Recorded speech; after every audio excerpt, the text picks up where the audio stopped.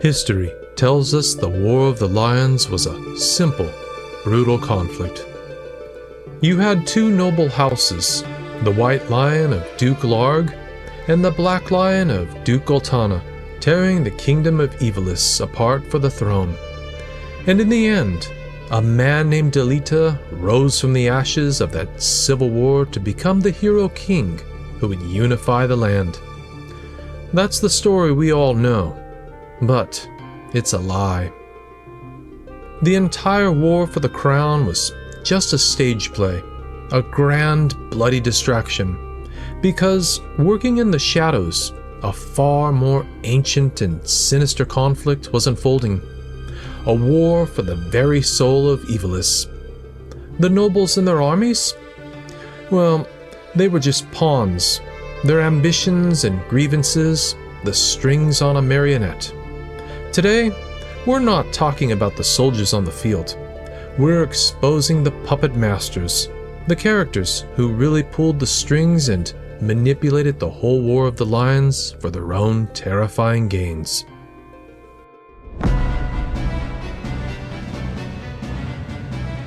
To understand what was happening, you have to know the setting. Ivalice was a kingdom on its knees.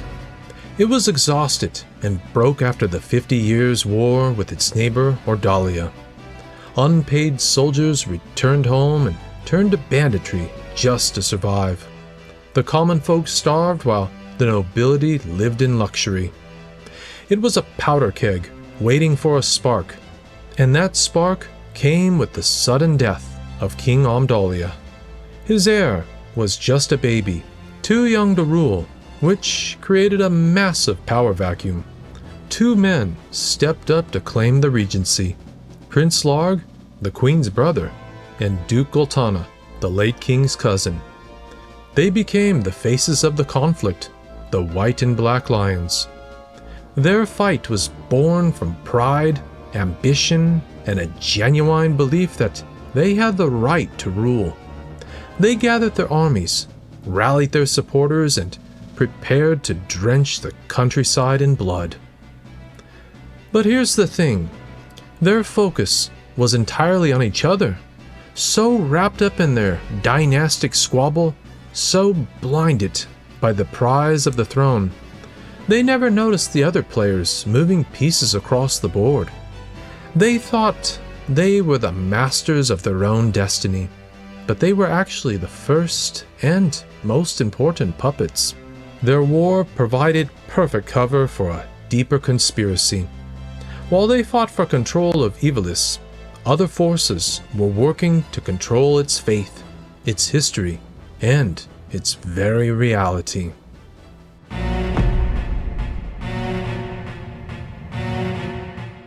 The first and most powerful of these shadowy groups was the Mirande Glabados Church. To the people of Ivalice, the church was a symbol of stability and faith in a world of chaos. But its leaders, especially High Confessor Marcel saw the coming civil war not as a tragedy, but as a golden opportunity. The church's power had declined during the 50 Years' War, and they were determined to reclaim it by creating a crisis only they could solve. Their plan was simple, as it was evil. Use the war to weaken the nobility, turn the people against their rulers, and then swoop in as the kingdom's one true savior. But to do that, they needed one thing above all: the Zodiac Stones. While the public knew them as holy relics of the legendary Zodiac Braves, the church's inner circle knew the truth.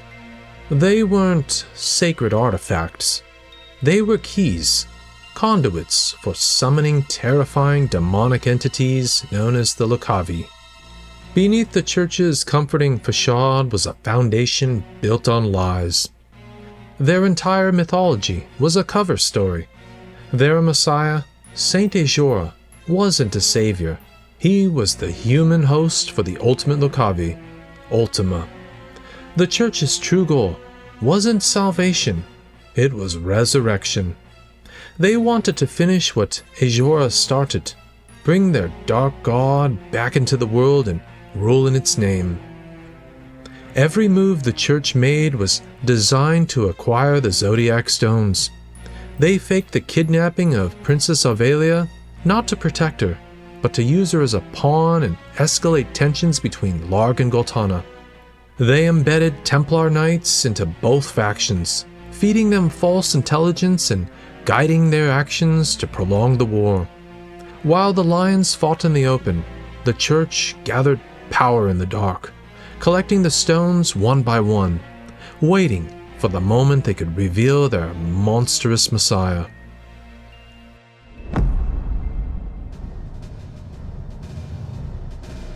While High Confessor Marcel was the grand puppet master, he wasn't the only one pulling the strings.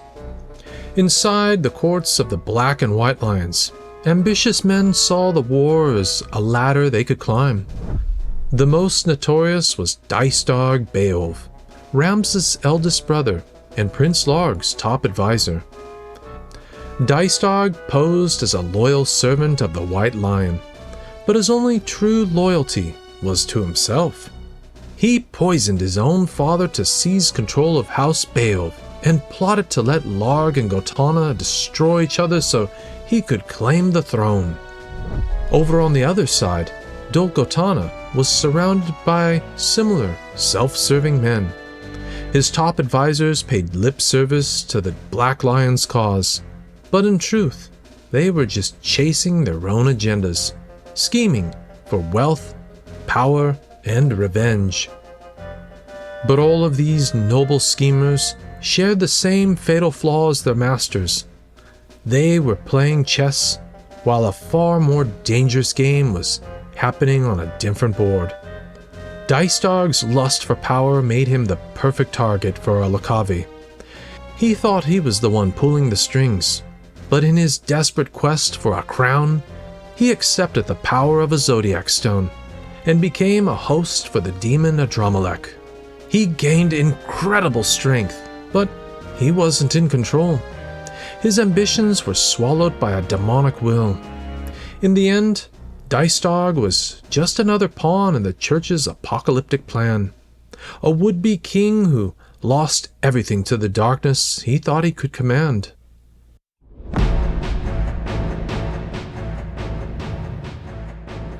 And this is where we pull back the curtain and face the horrifying truth.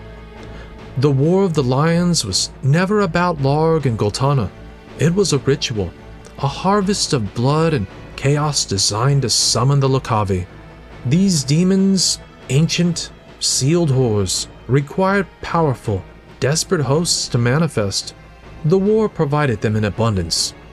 Wiegraf, once a noble leader of the Death Corps Brigade, was broken by the cruelty of the nobility. In his darkest hour, a Zodiac Stone offered him revenge, and he became the demon Ivalice. Baron Elimdor, a legendary swordsman, willingly became Zelera. Dycedarg, consumed by ambition, became Adramelech. Even Fulmarv, the church's most loyal and ruthless enforcer, eventually became the vessel for Hashmo. These weren't just men corrupted by power. They were the frontline soldiers of the real war. Their human desires were the bait, but once possessed, their purpose was singular: resurrect Ultima, the bloody angel.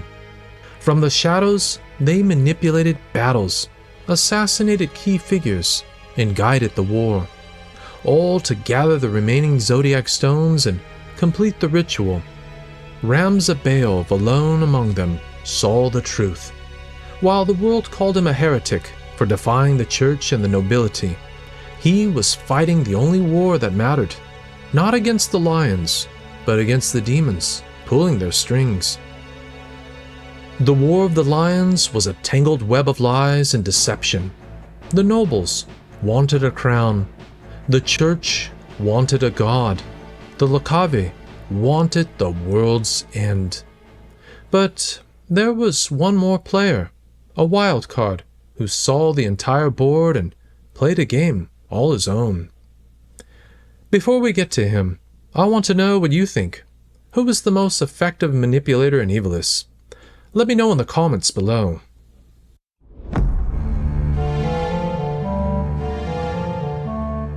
While the church and their demonic masters thought they were in control, they never accounted for Delita. Traumatized by the death of his sister, a commoner sacrificed for noble pride, Delita realized a painful truth. In Ivalice, you're either a puppet or a puppet master, and he chose the later. What makes Delita so dangerous is that he wasn't blinded by ambition. He didn't want power for power's sake. He saw the rot in the aristocracy and the lies of the church and decided to burn it all and build something new.